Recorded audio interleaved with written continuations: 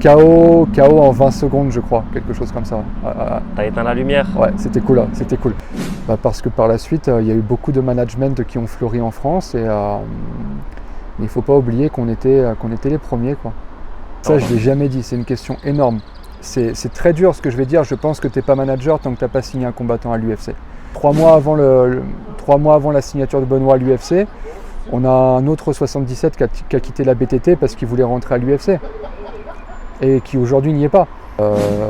J'ai été par le passé extrêmement proche de certains combattants jusqu'à les faire dormir chez moi en fait, en Bulgarie. Tu m'aurais posé la question il y a 3 mois, je t'aurais répondu Fares. Mais en fait, j'ai pas de regrets en fait. J'ai pas de regrets parce que j'ai tout bien fait en fait. J'ai tout fait bien, j'ai fait tout ce qu'il fallait. Fares, j'ai été toujours fidèle, droit et entier avec lui. Difficile à manager, ce sont ceux qui t'appellent frère au bout de 10 minutes. Benoît, si on l'arrête, en fait, on n'a pas le droit. Benoît, c'est un militaire qui est en mission. Il n'y a pas d'abandon. La seule issue, c'est la victoire ou la mort. Voilà, vraiment, il est conditionné de cette manière, ce mec. Il est vraiment différent. Donc, de toute façon, si on avait jeté l'éponge ce soir-là, je crois que Benoît, il nous aurait jamais pardonné. Petite parenthèse sur notre nouveau partenaire Bamboo CBD, c'est quoi? C'est des produits au CBD qui soulagent et vous permettent de vous sentir de mieux en mieux tout en étant 100% naturel et français. De plus, c'est sans THC, donc il n'y a pas de substances psychoactives, c'est pas de la drogue, etc. Sinon, on le mettrait pas en avant. On peut y retrouver énormément de choses, mais nous, ce qui va nous intéresser, ce sont les huiles et tout ce qui est lié au sport. Franchement, ils ont tout ce qu'il faut pour les sportifs, donc c'est pour ça qu'on les met en avant. Donc n'hésitez pas à aller check la description, il y a leur site internet et leur Instagram. Soutenez-les puisque en les soutenant, vous nous soutenez et vous nous permettez de faire encore plus de contenu. Bonjour à toutes et à tous et bienvenue dans ce nouvel épisode de l'interview portrait. Aujourd'hui, j'ai l'honneur d'être en Bulgarie avec Monsieur Guillaume Pelletier. Guillaume, comment vas-tu? Ça va très bien, merci beaucoup. Merci Isma, merci Pugila. C'est un plaisir de vous recevoir et allons-y pour une belle interview. Donc voilà, vous connaissez le format des interviews portraits. On va essayer de connaître notre invité, donc Guillaume Pelletier. On va essayer de savoir comment il s'est construit et comment il est arrivé à ce qu'il est aujourd'hui, c'est-à-dire un manager avec une écurie avec énormément d'athlètes, notamment beaucoup d'athlètes français que vous connaissez tous. Alors on va commencer avec la première partie de cette interview, l'enfance de Monsieur Guillaume Pelletier. Où es-tu né? Comment as-tu grandi? Je t'écoute. Alors moi je suis né en Normandie, à Rouen, dans le 76, en Seine-Maritime. Je suis né dans un petit village, petite enfance tranquille, à la campagne. Voilà, rien d'exceptionnel, un père ouvrier, une mère au foyer, donc tout ce qu'il y a de plus normal. Et voilà, j'ai bougé un petit peu plus tard, je suis parti très jeune dans mon adolescence à Marseille, où j'y ai passé 10 années, 10 belles années, dans une superbe ville, où vraiment j'ai pris beaucoup de plaisir dans cette ville. Et ensuite j'ai déménagé suite à la rencontre avec ma femme et maintenant la mère de mes enfants, ici en Bulgarie, parce que je suis totalement tombé amoureux du pays et j'ai vraiment voulu m'installer parce que j'ai senti beaucoup de possibilités ici. Je peux le voir gravé sur le t-shirt, mais aussi dans la peau. Ouais, effectivement. Tu as un tatouage Bulgarian Top Team. Mm-hmm. Donc on peut voir que maintenant tu étais un Bulgare, quoi. Hein, ouais, c'était une étape très importante dans ma vie et de toute façon déménager à l'étranger c'est une étape très importante. Mais vraiment pour le coup je suis vraiment tombé amoureux du pays, de la culture, de l'histoire, de beaucoup de choses. Et voilà, je suis parti pour rester très longtemps dans ce pays. Quel a été le déclic qui t'a fait tomber amoureux de ce pays? Je crois que c'est la culture. En fait, au début, c'est très froid. D'ailleurs, tu peux confirmer. C'est extrêmement froid au premier rapport, mais c'est très authentique. En fait, c'est très sincère, c'est très réel. Ici, il y a très peu d'hypocrisie. Les gens, s'ils ne veulent pas sourire, ils ne sourient pas. S'ils sont de mauvaise humeur, ils vont pas faire semblant d'être de bonne humeur. Et voilà, c'est vraiment très authentique en fin de compte. Moi, je vis au milieu de la Bulgarie, dans les montagnes, dans un endroit qui est très reculé. Et c'est très authentique en fait, très authentique. Donc là aujourd'hui on est dans la capitale, on est tout sauf dans un endroit reculé, on est en plein cœur de la vie bulgare. On est aujourd'hui, tu m'as ramené au championnat du monde U20 de lutte. Donc vous pourrez voir à l'écran quelques images de la salle, elle est quand même pas mal, on est devant l'aréna là. Et donc du coup, pour poursuivre, tu nous as parlé de ton enfance très brièvement. Est-ce que tu peux un peu t'attarder sur ton parcours scolaire, vraiment du tout début, donc c'est-à-dire des premières classes jusqu'au dénouement, et puis s'il y a un éventuel diplôme ou ou je sais pas du tout, hein. Est-ce que tu peux nous en parler? Moi, j'étais plutôt bon élève, voire très très bon élève dans le début de ma scolarité. Donc tout ce qui a été cours élémentaires, etc. Brevet des collèges. Et ensuite, ça a été un peu plus compliqué dans le sens où j'avais un besoin d'indépendance en fait. Donc l'indépendance, ça veut aussi dire faire de l'argent. Donc faire de l'argent, il faut travailler. Donc c'est très peu compatible avec de longues études. Donc j'étais assez dissipé. J'aurais pu être en fait un excellent élève, je pense, et faire d'excellentes études. Mais voilà, je ne les ai pas faites parce que j'avais ce besoin de m'auto-financer. Donc du coup, j'ai arrêté finalement l'école extrêmement tôt, à 16 ans. Et voilà, c'est aujourd'hui pas forcément un regret. Maintenant, si c'était à refaire, je resterais plus longtemps. On sait l'importance des diplômes, c'est très important d'être qualifié, d'avoir de la culture, de savoir de quoi on parle. Mais je dirais que voilà, j'ai réussi à rattraper mes années où j'ai séché les classes par l'école de la vie. En gros, j'ai essayé de m'auto-cultiver, d'apprendre les choses par moi-même, quoi. Et donc du coup, comme quand tu parles d'école de la vie, qu'est-ce qui a permis de te forger? Peut-être tu t'es forgé à travers un travail ou à travers d'expériences diverses. Est-ce que tu peux nous parler un petit peu de ta construction juste après la sortie de l'école? En fait, moi je suis parti très tôt de chez mes parents. J'étais mineur encore quand je suis parti de chez mes parents. Et finalement, c'est un mal pour un bien. Ça peut être présenté comme une histoire extrêmement triste du jeune adolescent un peu turbulent qui part de chez ses parents. Mais finalement, ça a fait la personne que je suis aujourd'hui. Il a fallu que je me responsabilise extrêmement tôt. Donc voilà, quand je parle d'école de la vie, c'est ça en fait, le fait d'à 16 ans d'être obligé d'aller travailler ou de se débrouiller pour trouver un petit peu d'argent pour pouvoir dormir le soir et manger la journée. Donc voilà, c'est un petit peu mon parcours et je regrette rien en tout cas. Quand on voit où tu en es arrivé aujourd'hui, je pense que, comme tu as dit, c'est un mal pour un bien, puisque tu t'es tourné vers le management. On sait que tu manages des athlètes de MMA essentiellement. Je dis essentiellement parce que je ne sais pas si tu manages d'autres sports ou ton écurie se prête à d'autres managements. Est-ce que tu peux nous en parler? Je vais te répondre tout de suite. J'ai souvent des messages en fait de boxeurs par exemple qui me demandent tiens, est-ce que tu manages des boxeurs, etc. Et j'ai pris la décision en fait de manager uniquement les combattants de MMA juste pour ne pas m'éparpiller en fait. Il fut une époque où j'avais la possibilité, j'ai commencé à manager même des footballeurs. Mais disons que c'est une partie de la BTT que personne ne connaît, que j'ai donnée à quelqu'un d'autre, mais qui travaille pour la BTT. Parce que je pense que pour être bon et rester bon, il faut se concentrer sur un seul et unique domaine. Donc non, je ne manage pas les combattants de pied-point, de boxe ou de grappe ou quoi que ce soit. On est vraiment focus exclusivement, enfin pour ma personne, sur le MMA. D'accord. Et comment tu t'es lancé dans le management? Alors le management, moi quand je suis arrivé ici en Bulgarie, j'ai boxé, j'ai tourné avec les combattants de MMA bulgares. Qui ont une grosse lutte, hein, tu as pu le voir cette semaine, qui ont une lutte solide ainsi qu'un sol très solide. Et en striking, c'est plutôt très léger. Donc du coup, j'ai tourné avec eux, voilà, j'ai passé pas mal de temps avec eux, leur montrer des techniques à la française parce qu'on sait qu'on est très fort en pied-point. Et puis de fil en aiguille, je les ai accompagnés sur les combats de MMA. Ensuite, j'ai fait des rencontres qui m'ont permis de placer d'autres combattants. Et puis un jour, en fait, j'ai eu la responsabilité du matchmaking pour une organisation bulgare. Et le promoteur avait à cœur de mettre des étrangers. J'ai donc décidé de travailler avec des Français et de mettre entre autres Malik Merad. Et Malik Merad en fait a eu un rôle très important dans ce que je suis aujourd'hui dans mon travail. Il est venu ici en Bulgarie, il a gagné, il a pris une ceinture. Et surtout il m'a encouragé en fait à persister dans cette voie parce que Malik, malheureusement je crois qu'il est très représentatif de ce qui se faisait avant dans le MMA. C'est envoyé au casse-pipe une semaine avant le combat dans une catégorie qui n'est pas la sienne. Il a passé sa carrière à faire ça. Et pour le coup, il m'a dit tiens, ce que tu fais, c'est vraiment pro, c'est vraiment carré. En France, on manque de ça, tu devrais te lancer, etc.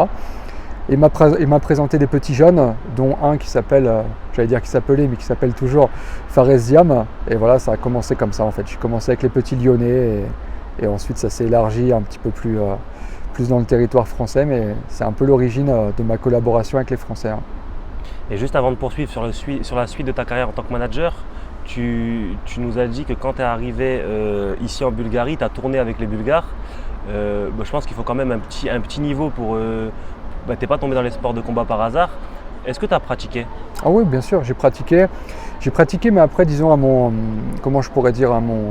à mon modeste niveau, sans aucune prétention. Je suis quelqu'un qui a toujours aimé les sports de combat. Je me suis entraîné pendant très longtemps avec Alexis Vastine, le défunt Alexis Vastine, qui avait fait les Jeux Olympiques de boxe anglaise. Parce qu'en fait, on est de la même ville. On habitait à 5 km avec Alexis. Donc j'ai commencé avec lui. Et j'aurais pas dû parler de ça, bref. Donc voilà, c'est comme ça que j'ai commencé. Après, je me suis dirigé vers le pied-point avec un autre ami. Et puis voilà, j'ai toujours aimé ça. J'ai fait des petites compétitions amateurs avec plus ou moins de réussite. Je pense me débrouiller correctement. Je crois que tu as pris des images d'ailleurs de ça. Je vais poster un sparring sur la chaîne. Ça va. Je pense me débrouiller correctement et voilà, je m'entraîne après à mon petit niveau comme ça pour me faire plaisir. Mais quand il le faut, je sais m'entraîner sérieusement et je sais faire une vraie prépa. Et en fait, c'est vraiment cool parce que ça me permet aussi de voir les phases par lesquelles peuvent passer les combattants, comme le stress, l'adrénaline, la peur, la fatigue, l'épuisement, la douleur, la transpiration, enfin tout ça. Ça me permet de me mettre aussi dans les conditions d'un combattant de MMA, enfin d'un combattant professionnel. Donc voilà, c'est cool. Notamment, j'ai fait un combat récemment en bare knuckle et c'était aussi une expérience assez incroyable au niveau émotionnel parce que je connais beaucoup de combattants de la BTT qui... En fait, je trouve ce passage vraiment sympa parce que ça nous apprend, nous, les émotions que doivent gérer les combattants pros en fait. Et parce que c'est un facteur très important finalement. Il y a des combattants qui sont extrêmement forts à la salle mais qui ont un petit blocage en combat. Et le fait d'être compétiteur, ça n'est pas obligatoire pour un manager, mais le fait d'être compétiteur, ça nous montre aussi par quoi doit passer le combattant et peut-être pourquoi pas l'aider à gérer un petit peu mieux ses émotions, quoi. Ok. Et du coup, tu nous as parlé de ton combat en bare knuckle. Tu as dit que c'était une expérience assez particulière, j'imagine, exceptionnelle à la fois. Est-ce que tu peux nous raconter vraiment par quelle phase t'es passé et puis aussi quel a été le déclic de te dire, ça c'est assez spécial quand même, hein. Ouais. Rien que faire un combat avec des gants, faut le faire. Alors en bare knuckle, qu'est-ce qui... En fait, j'avais envie de me faire plaisir, sincèrement, j'avais rien à me prouver ou à prouver aux autres, mais moi je le voyais vraiment comme quelque chose qui allait être fun, qui allait être cool, tout en étant très sérieux parce que je connais aussi les risques d'être touché par quelqu'un sans gants, donc je l'ai fait très au sérieux. Mais à la base, en fait, ça s'est fait parce qu'on est très amis, je dis nous parce que c'est moi et Rouskov, Quentin Domingos, avec le promoteur en Serbie qui organise donc le Mekdan, et l'événement de MMA s'est fait sous l'étiquette Mekdan, et donc lui avait à cœur de me faire boxer parce que lui respecte beaucoup en fait le petit français qui est venu s'installer dans les pays de l'Est et qui fait ses choses et qui fait pas de bruit mais qui les fait vraiment sérieusement, et donc il voulait absolument que je sois sur sa carte. J'ai accepté. À la base, je devais prendre un mec normalement très très très solide, un mec qui a beaucoup d'expérience en bare knuckle, beaucoup de combats, beaucoup de KO, et finalement c'est ça qui m'a joué des tours peut-être, c'est que je le prenais d'un côté où j'étais challenger et c'était vraiment cool, j'avais tout à gagner, et en fait le gars que je devais prendre s'est blessé une semaine avant. Il a fallu trouver quelqu'un d'autre. Moi j'ai dit au gars, trouve-moi absolument quelqu'un, n'annule pas, parce que moi j'ai fait une prépa pendant 1 mois et demi, je voulais pas l'avoir faite pour rien. Et il m'a trouvé un mec qui était vraiment pas terrible, en toute franchise. Et du coup ça m'a mis une grosse pression parce que là j'étais obligé de gagner en fait, j'avais pas le droit de me faire toucher par un mec qui était pas terrible. Donc voilà, j'étais un petit peu tendu, un petit peu stressé au début du combat, mais voilà, on a fait les choses bien et rapidement comme ça. Du coup, ça s'est fini comment? KO en 20 secondes, je crois, quelque chose comme ça. T'as éteint la lumière? Ouais, c'était cool. Mais les sensations, c'est incroyable. Frapper quelqu'un sans gants, c'est très particulier, très très très particulier. Frapper quelqu'un sans gants et ne pas risquer d'aller en prison, ça doit être particulier. C'est cool ça. Ouais, pour le coup c'est cool, mais niveau sensation, sincèrement c'est exceptionnel. Et d'ailleurs, Quentin Domingos est en train de nous entamer une carrière dans le bare knuckle. Il a fait un combat donc récemment en Angleterre, donc dans la plus grosse organisation de bare knuckle en Europe, le BKB. Et donc il gagne son combat lui aussi, et félicitations à lui, il a pris un mec costaud qui avait de l'expérience. Et Rouskov refait un combat de bare knuckle le 3 septembre dans la même organisation, et si victoire, il y aura ceinture pour le combat d'après. Ça c'est important. Bah écoutez, exclusion sur Pugilat.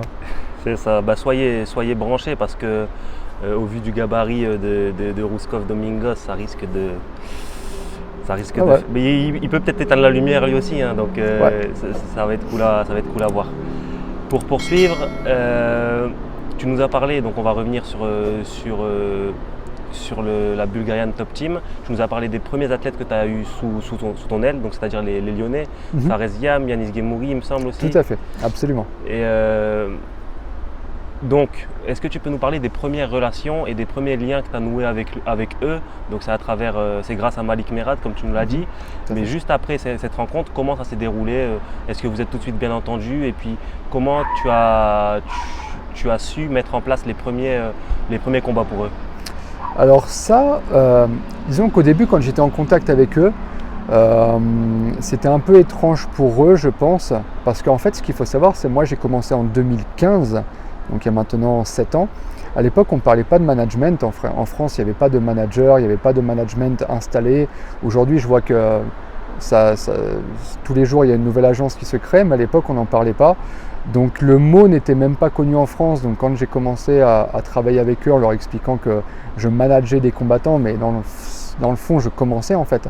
Pour eux, c'était un petit peu flou, jusqu'à ce que je leur propose des combats, que je leur montre du professionnalisme, c'est-à-dire qu'en fait je ne faisais pas que proposer des combats.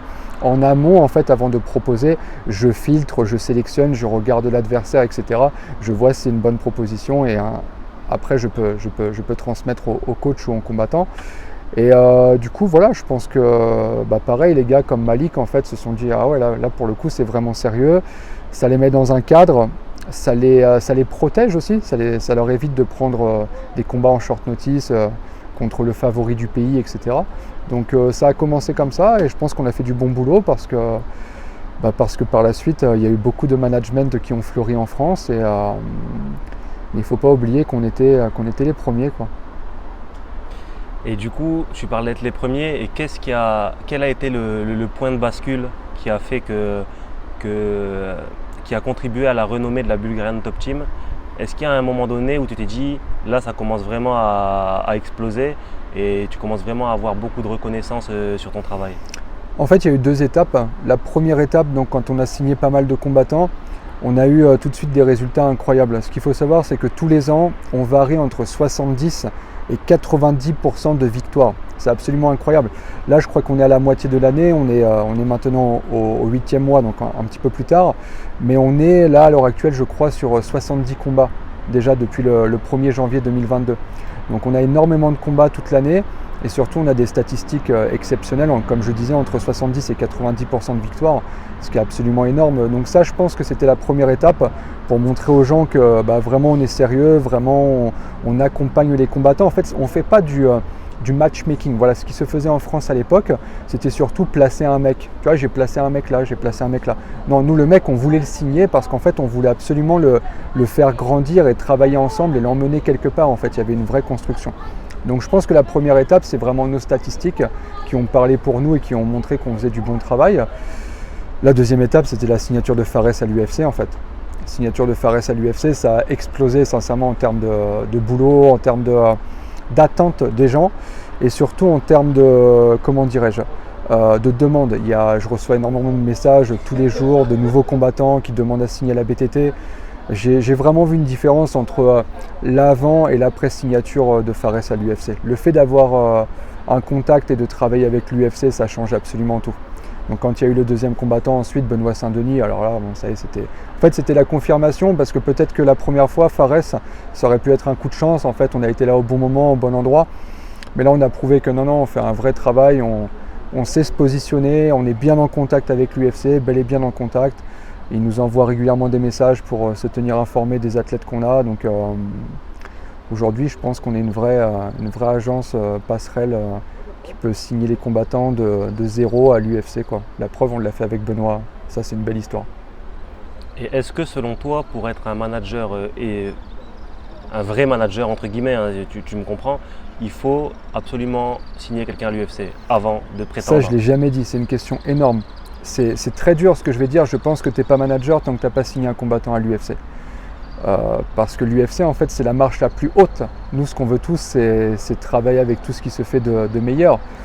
Donc c'est dur de se prétendre manager tant que tu signes pas avec les meilleurs et tant que tu travailles pas avec eux, quoi. Moi je me considère maintenant vraiment comme étant un vrai professionnel et quelqu'un qui pèse, si on peut dire, dans l'écosystème du MMA depuis que je travaille avec l'UFC, quoi. Disons qu'avant, c'était vraiment un rêve à l'époque, hein. C'était vraiment un objectif. Je voulais signer un mec à l'UFC. Et en fait, maintenant que je l'ai fait une fois, je veux le faire 10 fois en fait. Et je pense que ouais, tant qu'on n'a pas signé un combattant à l'UFC, on a tout à prouver encore. Eh ben, chose dite, chose dure, mais ça, c'est ta réalité et puis c'est ce que tu nous donnes comme information. Je voulais te poser la question. On sait que pour un combattant, c'est bien d'être protégé, d'avoir un bon manager, etc.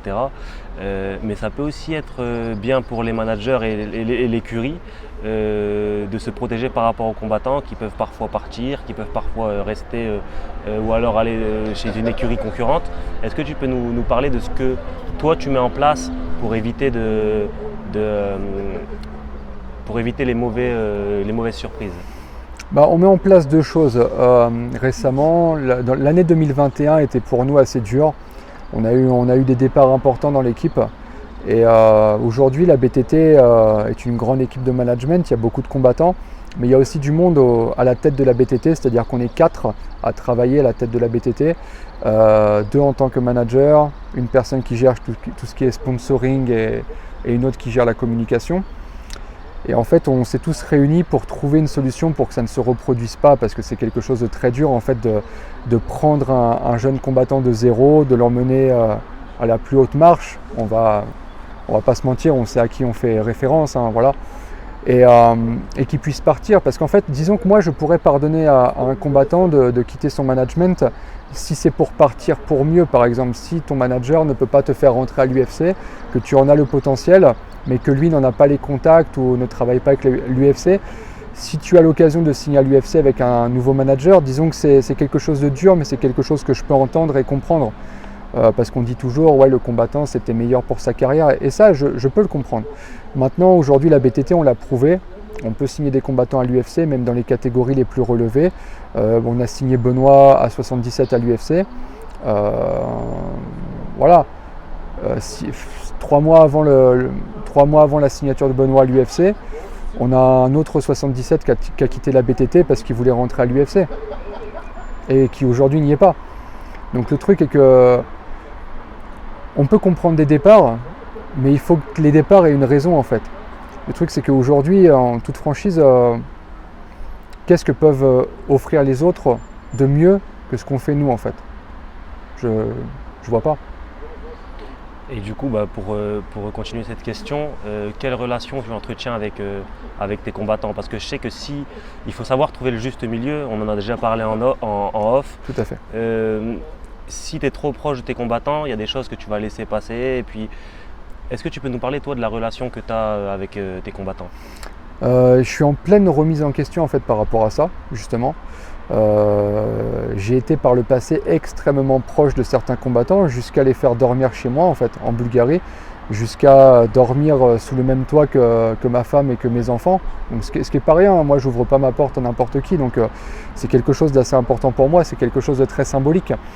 Et ça m'a pas toujours porté chance, parce que certains d'entre eux n'ont pas toujours été corrects. Donc nous en fait ce qu'on veut juste de notre côté, c'est de la loyauté et du respect. Voilà, c'est tout ce qu'on veut. Parce que nous on se donne très dur en fait pour nos combattants. Tu sais, en toute franchise, il n'y a pas de talent, je suis pas meilleur qu'un autre, c'est juste que je pense que je travaille plus que les autres, sincèrement, je travaille énormément. J'emmène ma fille à l'école le matin à 7h30, à 7h45 je suis sur l'ordinateur, je commence ma journée jusqu'au soir à minuit ou peut-être plus tard, je fais des journées de 12-14 heures, voire plus. C'est vraiment le fruit du travail. Et le fait d'emmener quelqu'un très loin, c'est énormément de travail parce que nous, on les prend très jeunes, les combattants. Donc c'est vrai qu'en échange, nous, on aimerait du respect, de la fidélité et tout ce qui s'ensuit. Après, on sait qu'on est dans le cadre professionnel et que c'est là où j'essaie de me corriger. Avant, en fait, je pensais que le MMA, C'était comme la vie en fait. Quand tu es proche de quelqu'un, il te doit certaines choses. Maintenant, j'ai compris que le MMA, c'est aussi du business. Donc comme tu le dis, en fait, il faut savoir trouver le juste milieu parce que ta remarque, elle est extrêmement juste. Quand tu es très proche de quelqu'un, tu as tendance à laisser passer des choses que tu ne laisserais pas avec quelqu'un d'autre. Donc aujourd'hui, j'essaie de me corriger, j'essaie de rester proche de mes combattants. Pour moi, c'est important. Tu l'as vu toute la semaine. Je pars au resto avec eux, on rigole, etc. Il n'y a pas de problème, c'est cool. Mais le travail, ça reste le travail. Donc voilà, c'est bien de savoir poser une petite barrière et de bien rester dans le cadre professionnel parce que voilà, c'est un milieu qui est dur et il faut qu'on soit dur et il faut qu'on soit prêt à toute éventualité. Donc voilà. Alors là, ça va être une question, il va y avoir... Du sang. Non, pas forcément, mais peut-être un peu. Ah. Si tu devais, sur toute ta carrière de manager, si tu devais me donner ton plus gros regret et ta plus belle réussite, quel serait... Mon plus grand regret, sincèrement, je ne sais même pas. En fait, tu m'aurais posé la question... En termes de combattant. Tu m'aurais posé la question il y a 3 mois, je t'aurais répondu Fares. Mais en fait, j'ai pas de regret en fait. J'ai pas de regret parce que j'ai tout bien fait en fait. J'ai tout fait bien, j'ai fait tout ce qu'il fallait. Fares, j'ai été toujours fidèle, droit et entier avec lui. Fares, j'ai commencé à travailler avec lui quand il combattait au LFC dans un ring devant 200 personnes et je l'ai emmené à l'UFC. Donc j'ai même pas de regret parce que finalement c'est pas comme si j'avais fait quelque chose qu'il fallait pas faire, tu vois. Donc mon plus grand regret, c'est dommage parce que quand on va arrêter l'interview, peut-être que ça va me venir et que je te dirai ah j'aurais dû dire ça. Mais là à l'heure actuelle, mon plus grand regret, j'ai un regret. J'ai un regret, c'est qu'une fois j'ai commis une erreur parce que j'ai manqué à mes principes et ça nous a coûté très cher. C'est avec Malik Merad. Je suis quelqu'un de très droit, Malik est quelqu'un de très droit. Et un jour en fait on n'a pas respecté un contrat pour une histoire d'argent. On a été payé 4 fois plus autre part. On est parti et le karma s'est retourné contre nous parce que Malik a perdu, il a pris un KO, il s'est fait les croisés dans sa chute quand il prend le KO. Et ça, par contre, ça restera un regret, c'est qu'on avait des, comment dirais-je, on avait un deal avec les Russes et on est parti autre part et ça, c'était pas cool. Et finalement, ça s'est transformé en défaite. Donc pour le coup, le karma a été dur contre nous. Ça sera le seul que je puisse te dire. Et ma plus grande fierté, j'ai envie de te dire Benoît. Hein. Benoît, parce que pour le coup, c'était la première fois que je prenais un combattant vraiment 2-0. Et que je l'ai emmené avec l'aide de Benoît et de Daniel évidemment et de Chris et de toute son équipe, tu vois. Mais en termes de management, si on peut parler que de management, Benoît on a commencé à 0 et on l'a emmené à l'UFC et j'espère l'emmener encore beaucoup plus loin, quoi. Et quels sont selon toi les profils de combattants qui sont le plus faciles et les plus agréables à manager, et à l'inverse, quels sont ceux qui sont je ne demande pas de nom, hein, bien sûr, mais je parle vraiment de profils. Est-ce que tu peux nous décrire les profils qui sont difficiles à manager et ceux qui sont un régal? Alors les profils qui sont difficiles à manager, ce sont ceux qui t'appellent frère au bout de 10 minutes. C'est ceux qui montrent une proximité mais qui est fausse et qui n'existe pas. Le mot frère, ça se prononce quand tu connais la personne et quand il y a vraiment quelque chose qui a été construit. Et, voilà. Tu ne peux pas appeler frère quelqu'un que tu connais depuis hier, quoi. Tout comme, tu sais, aujourd'hui, on va pas se mentir, tu vas sur les réseaux, tu vois des stories, tu as des mecs qui prennent des photos avec Benzema ne connaît même pas leur nom et ils disent ouais, my bro, etc. Enfin, tout ça, c'est ridicule, quoi. Donc, ouais, les gens qui ont les comment dirais-je, qui te vantent trop tôt, qui te font des qualités trop tôt, qui te vouent tes qualités, pardon, trop tôt, qui sont trop proches de toi trop tôt, il faut y faire très attention parce que ça va vite dans le bon sens comme ça peut aller vite dans le mauvais. Et les gens les plus faciles à manager, je dirais, j'aime bien ceux qui ont un cadre familial bien posé. Nous, on a des petits jeunes là, qui sont venus à la sélection. On en a qui ont signé d'ailleurs l'année dernière, avec les parents qui les suivent, les parents qui les soutiennent. Alors c'est pas toujours le cas, hein. Il y a parfois des gars qui ont grandi tout seuls et qui se comportent très bien. Mais le fait qu'il y ait une autorité à la maison, c'est quand même cool, il y a un cadre, il y a une discipline et comme ça nous évite aussi à nous de faire la police parce que tu parlais tout à l'heure de trouver sa place. Et c'est ça aussi qui est compliqué parce que parfois on a une place ou de grand frère ou même de papa en fait. Parce que parfois les gars, il faut les engueuler parce qu'ils font n'importe quoi, ils sont pas sérieux, etc. Et c'est compliqué d'occuper cette place parce qu'au final, on est qui nous pour les disputer. Mais si on se permet de le faire, c'est parce qu'on s'inquiète pour leur carrière, quoi. Donc voilà. Justement, en parlant de ça, je vois que tu signes beaucoup de jeunes, vraiment des 16 ans. Le plus jeune que tu as signé, il a quel âge? 16 ans, ouais. 16 ans, voilà, donc c'est jeune, c'est relativement jeune. Est-ce que tu as cette volonté de trouver la nouvelle pépite dès le plus jeune âge? Maintenant, c'est vraiment un objectif qu'on s'est fait. En fait, nous, on n'est pas, notre réputation parle en notre faveur, on n'est pas une équipe qui vole les combattants à droite à gauche, qui va signer des mecs parce que lui est à 9-0, je vais essayer de le détourner de son management. On ne travaille pas comme ça. Donc nous, on essaie vraiment de se concentrer sur les petits jeunes parce qu'on espère aussi qu'en échange de leur construire leur carrière, justement, ils vont avoir toutes les valeurs dont je parlais il y a quelques minutes, c'est-à-dire le respect, la loyauté, etc. Donc en fait, aujourd'hui, j'aimerais créer une équipe j'aimerais faire des bébés Saint-Denis en fait, au sein de l'équipe. Avoir que des gars comme ça, des mecs avec qui on a commencé depuis le départ en fait. Je trouve que l'histoire est magnifique, l'histoire est vraiment belle. Justement, tu peux nous parler de l'histoire de Benoît Saint-Denis. Alors, en partant de l'armée, arrivé avec Daniel Warin. Daniel Warin m'a confié dans une interview portrait que tu l'aidais vraiment beaucoup sur tout ce qui est combat. Tu lui trouvais vraiment beaucoup de combats pour Benoît Saint-Denis, mais également pour toute sa team. Est-ce que tu peux nous parler de l'histoire de Benoît Saint-Denis de 0 à maintenant? Alors un jour, je reçois un appel de monsieur Daniel Warin qui me dit « Guillaume, on vient de faire les sélections au Venom », parce qu'en fait, il voulait créer une team élite, donc avec quelques combattants, 5 ou 6, pas plus. Et au moment des sélections, il est tombé amoureux d'un combattant qui sortait de nulle part, qui s'appelle Benoît Saint-Denis. Il me dit « Guillaume, ce mec-là, c'est un tueur à gages ».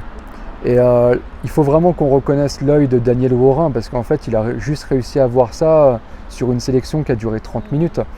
Et il me dit, il faut que tu le signes, il faut qu'on travaille ensemble avec lui parce que lui, il va aller extrêmement loin. Donc je lui ai donné un premier combat, ça a été extrêmement vite, je crois. Et c'était aussi Benoît qui nous mettait la pression. En fait, lui a arrêté l'armée et il nous a dit, bon les mecs, j'aime mon métier, mais je vais l'arrêter, je vais me consacrer au MMA, mais je me donne 2 ans. Si en 2 ans ça ne fonctionne pas, j'arrive pas à en vivre, etc., j'arrête. Donc pour le coup, on avait pas mal de pression aussi avec ça parce qu'il voulait combattre. Et sur le papier, ça peut paraître quelque chose de quand même assez fou. Bon les mecs, on commence maintenant, mais je me donne 2 ans. C'est un truc un peu compliqué. Donc je me suis dit, tiens, le mec il parle beaucoup, vas-y, assume maintenant. Donc je lui ai mis 5 combats en 12 mois, un rythme absolument incroyable, il n'y a personne qui peut supporter ça. Il a fait les 5 combats, 5 victoires.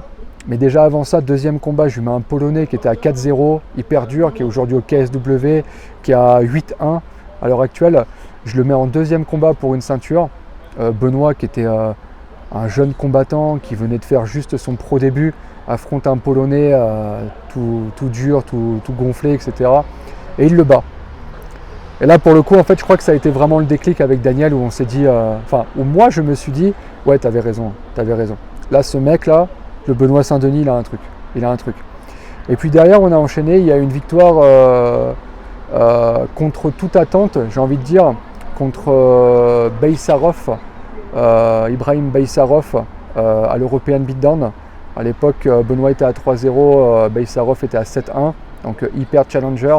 En fait, Benoît, depuis son premier combat, il a pris que des mecs qui avaient plus de combats que lui en fait, mais beaucoup plus de combats que lui. Je crois qu'à son 6e combat, Benoît prend un mec qu'on avait 70. Benoît, il a toujours combattu comme ça. Benoît, c'est quelqu'un de différent en fait, il n'a rien à voir avec les autres. Il est dur, mais très dur, parce que dur, on l'est tous, mais jusqu'à un certain degré en fait. Je ne sais pas jusqu'où ça peut aller avec Benoît, on l'a vu lors de son premier combat à l'UFC où c'était absolument incroyable. On a essuyé des critiques vraiment dures avec Daniel, mais ce que les gens ne savent pas, c'est nous, notre proximité avec Benoît, elle nous donne des infos que les gens n'ont pas en fait. Nous, Benoît, on connaît sa résistance au coup, alors certes on aurait pu l'arrêter, mais on connaît surtout sa psychologie. Benoît, si on l'arrête, en fait, on n'a pas le droit. Benoît, c'est un militaire qui est en mission. Il n'y a pas d'abandon. La seule issue, c'est la victoire ou la mort. Vraiment, il est conditionné de cette manière, ce mec. Il est vraiment différent. Donc, de toute façon, si on avait jeté l'éponge ce soir-là, je crois que Benoît, il nous aurait jamais pardonné. faudrait lui poser la question, mais je pense qu'il ne nous aurait jamais pardonné. Il est comme ça, il est constitué ainsi, et il faut faire du cas par cas dans la vie. Tous les combattants ne sont pas pareils. Benoît est différent, et Benoît est dur, et Benoît, je crois qu'il n'y a qu'un fusil qui peut l'arrêter, et je suis même pas certain, quoi. Et en tant que manager, je sais que tu passes beaucoup de temps, ouais, avec Benoît Saint-Denis lors des Fight Week, etc.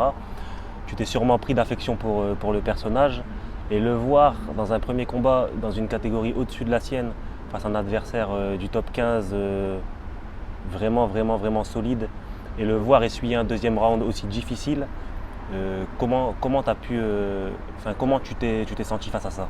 Émotionnellement, c'est extrêmement dur. Sincèrement, c'est très très dur. À un moment, dans la deuxième reprise, on s'est regardé avec Daniel, et je vais te dire un truc que j'ai jamais dit. On espérait presque que l'arbitre arrête. On espérait presque parce que évidemment, on ne veut pas voir son poulain essuyer des coups durs, on ne veut pas voir son poulain souffrir, parce que comme tu le dis, on s'est pris d'affection pour lui, et aujourd'hui, c'est plus notre athlète, c'est aussi notre ami. Donc on ne souhaite jamais ça pour ses amis. Mais on connaît aussi la résistance de Benoît, et en fait, en regardant bien finalement, son début de troisième reprise, tout de suite il replonge, il emmène le mec au sol. Enfin, finalement, Benoît, j'ai l'impression qu'il peut essuyer des tempêtes et toujours revenir, quoi. Mais pour répondre à ta question, ouais, c'était dur. C'était dur, effectivement. Ouais. Et comment vous avez pu revenir de cette défaite? Quelle a été l'ambiance, que ce soit dans le vestiaire en rentrant du combat, et puis juste après pour rebondir sur un deuxième combat à l'UFC et une victoire d'ailleurs, félicitations à lui. Mais comment vous avez pu rebondir de ça? Je crois qu'on a parlé non-stop pendant 3 mois. Benoît, si on l'avait écouté, il serait reparti le lendemain. Fracture du nez, etc. Mais il serait reparti quand même. On a parlé énormément avec Benoît, on a beaucoup communiqué, on a essayé de l'épauler, on a essayé de... Je dirais pas de lui remonter le moral, parce qu'en fait son moral à lui n'était même pas affecté, n'était même pas touché. Mais on voulait juste que sa confiance en lui ne soit pas affectée. Et pour le coup, ça n'a pas été le cas, mais voilà, on a été là pour lui rappeler que... Tu sais, il y a une stat qui est incroyable, c'est que 90% des mecs qui rentrent en short notice pour un combat à l'UFC perdent. Tout comme l'a fait Fares pour son premier combat, tout comme l'a fait Benoît. Parce que quand on te signe pour un short notice, c'est pour remplacer quelqu'un. Donc tu n'as pas la chance de signer avec une préparation complète, avec tous les éléments en ta faveur. Donc on a essayé de lui faire comprendre que, en plus de ça, ça n'était pas sa caté. Mais quand même, c'était un gros travail de le faire descendre à 70, parce que Benoît, c'est un beau bébé, c'est un gars qui a 82 toute l'année, donc il a quand même fallu le faire descendre. Mais voilà, c'était à base de communication, beaucoup de dialogue. On n'arrête pas de communiquer avec Daniel, on est toujours en relation, on s'appelle tout le temps, on s'écrit tout le temps. Donc voilà, on a montré à Benoît qu'on était là, c'était important de le soutenir. Il fallait qu'il se sente soutenu par sa famille, ses amis, son équipe. Et on a essayé d'être là du mieux qu'on pouvait. Et voilà, il faut croire que ça a bien marché, parce que le combat d'après était plutôt réussi. Et puis une victoire le 3 septembre, on l'espère, face à Gabriel Fly Miranda. Ouais. On espère une victoire, et puis on suivra tout ça de toute façon sur la chaîne. Tu nous as parlé de Fares Ziam, de Benoît Saint-Denis, c'est des profils que tu as amenés de zéro à l'UFC. Si un athlète qui veut se lancer dans le MMA ou qui est déjà dans le MMA veut signer avec Guillaume Pelletier, par quelle démarche doit-il commencer? Aujourd'hui, le meilleur moyen pour signer avec la BTT, parce que du coup la BTT, ça n'est même plus maintenant que Guillaume Pelletier en fait, comme je disais précédemment, on est plusieurs. Moi j'ai besoin en fait de voir les gens maintenant, j'ai besoin de voir les gens, j'ai besoin de les sentir, j'ai besoin de les comprendre, j'ai besoin de leur poser plein de questions, de voir leurs réactions, d'essayer de les choquer aussi parfois, d'essayer de leur dire des choses qui ne sont pas forcément vraies, mais juste en fait pour voir comment ils réagissent. Et aujourd'hui le meilleur moyen, c'est de venir ici en fait, c'est de venir au camp, c'est de me montrer leur personnalité, c'est de me montrer qu'ils travaillent dur, qu'ils ne lâchent rien. On a des gars qui sont venus lors du camp, et on n'a pas encore signé, mais je suis très intéressé par leur profil. 2 pros qui sont venus, qui n'appartiennent pas à la BTT, mais on est en discussion. Parce que pour moi, le fait déjà de venir ici en Bulgarie, c'est beaucoup, ça montre une grande motivation, et ça m'a permis d'en savoir beaucoup plus sur eux, et beaucoup plus que via WhatsApp ou Facebook, parce qu'au final c'est très impersonnel ce genre de communication, quoi. Et du coup, tu fais la transition parfaite avec le camp de la Bulgarian Top Team. Comment tu t'es dit, je vais faire un camp tous les ans, Depuis combien de temps ça dure et comment se déroulent ces camps généralement Alors en fait, la première fois, on avait notre combattant américain Tony Johnson qui affrontait le frère de Fedor Emelianenko. Et donc on avait un problème de visa et c'était beaucoup plus simple de lui faire son visa en Bulgarie. On a décidé de le faire venir ici en Bulgarie, sauf qu'on manquait cruellement de poids lourds bulgares. Donc on a décidé de faire appel à des Français et on a notamment encore Malik Merad qui est venu, mais Malik Merad lui ne vient jamais seul. Donc il a ramené plusieurs personnes et au final on s'est retrouvé à une dizaine à faire un camp de préparation pour Tony Johnson. Et on s'est dit que c'était une expérience à renouveler. Donc l'année d'après on l'a fait avec beaucoup plus de monde, notamment les combattants de la BTT. Et puis je recevais énormément de messages de petits jeunes qui me demandaient pour se greffer au camp. Et je me suis dit pourquoi pas, ça pourrait être sympa de faire une sélection, de les faire venir, d'en faire venir peut-être 10, 20, pourquoi pas, et éventuellement de signer le meilleur d'entre eux. Donc on a commencé il y a 2 ans. Et puis on a sélectionné un vainqueur via les entraînements, via ce qui s'est passé toute la semaine.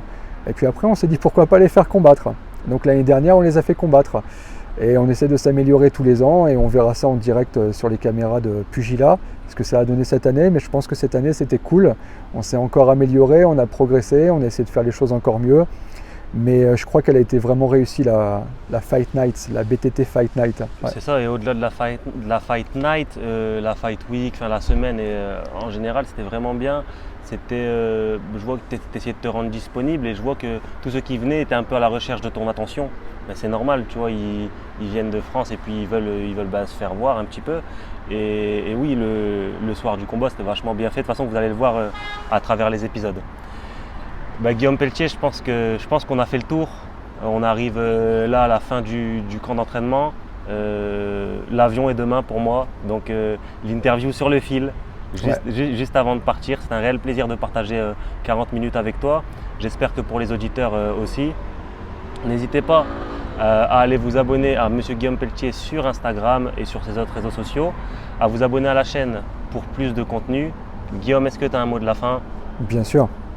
Le mot de la fin, ça sera de te remercier toi, Ismaël et Pugilat. Parce qu'en fait, on a besoin de communication, on a besoin de médias, on a besoin de se mettre en lumière, tout comme vous avez besoin d'athlètes. Donc on a un bel échange à faire en fait tous ensemble. Je suis ravi que, je vais te tutoyer, j'espère que ça ne te dérangera pas, je suis ravi que tu aies fait le déplacement. Je t'en remercie de prendre de ton temps, de prendre de tout pour venir ici, mettre les amateurs en lumière. Parce que malheureusement, c'est ça aussi le problème, c'est que je peux comprendre les médias mettent en lumière les combattants qui les arrangent et qui leur rapportent quelque chose en retour. Mais là, pour le coup, tu as vraiment mis l'accent sur les amateurs. Et ça, c'est bien. Et j'espère que ceux pour qui tu as mis un petit peu de lumière sur eux sauront te le rendre dans les années à venir et seront signés dans de grosses organisations, quoi. En tout cas, encore une fois, merci à toi. C'était vraiment un plaisir. Il n'y a pas de souci. Merci à toi de m'avoir accueilli ici. Et puis à la prochaine ou à l'année prochaine pour le camp de l'année prochaine, tout simplement. Os les gars. Os.